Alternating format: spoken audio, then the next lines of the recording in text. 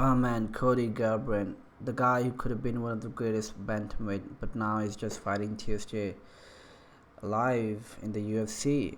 This fight represented Cody's career. Good in the beginning, but the more round passed and the more minute passed, it just kept on declining, which is sad because I wasn't a huge fan of him ever.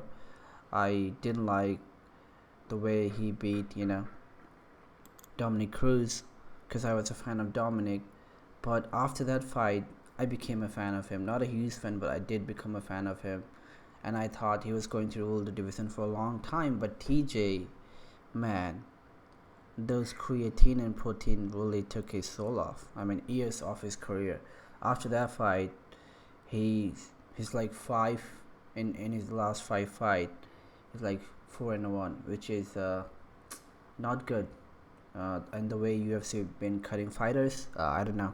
I think if he loses 2-3 more fights, he's probably looking out. I don't know. I like how he started with leg kicks, but didn't capitalize on it too much. And the only time he did, I think it was probably in the beginning of each round.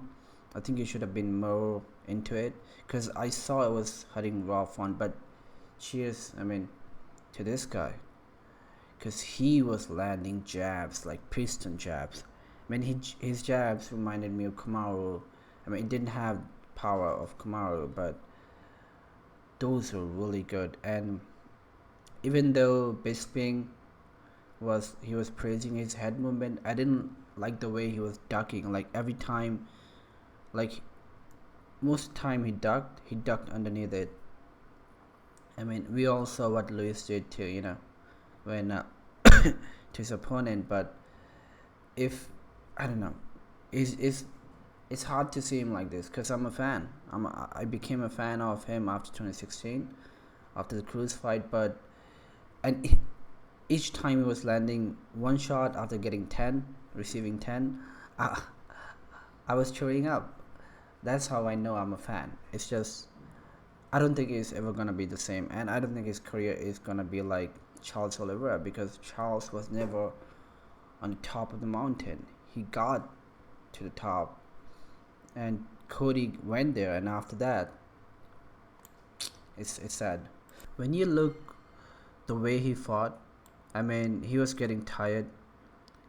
He was getting out jabbed by, I don't even want to say, and every time he tried to throw, exchange. I mean, he didn't try to exchange much.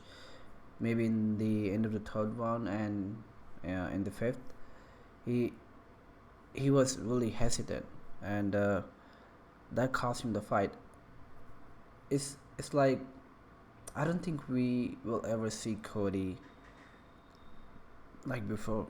I think we have lost that Cody, and this division is just so good. TJ is also coming back.